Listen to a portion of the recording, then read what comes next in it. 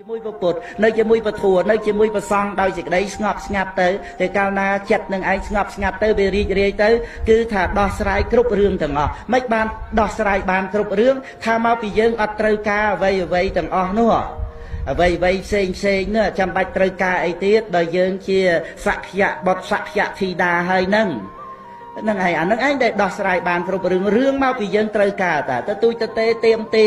មិនបានដូចចិត្តទៅវាយទៅតបទៅព្យាបាទបៀតបៀនណាណីអីសពគ្រប់ទាំងអស់ហ្នឹងសន្សំរឿងដាក់ខ្លួនអាហ្នឹងឯងចឹងបាបកម្មពីវេរាដូច្នេះផ្លូវ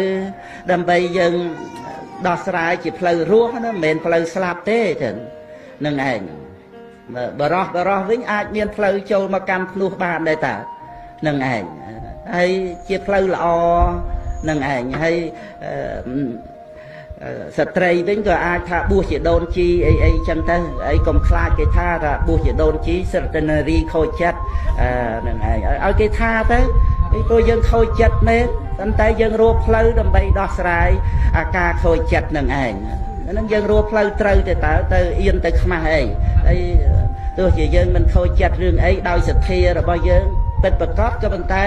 យើងដោះស្រាយសេចក្តីទុក្ខក្នុងជីវិតរបស់យើងព្រោះសត្វលោកកើតមកសុទ្ធតែមានទុក្ខយើងរកផ្លូវដើម្បីឲ្យរួចផុតចាកទុក្ខដូច្នេះកុំទៅអៀនអន់អីរឿងគេថាឲ្យខូចប្រយោជន៍ខ្លួនឯងយើងរកផ្លូវត្រូវផ្លូវរស់ហើយចុះបើយើងទៅបៀតបៀនគេ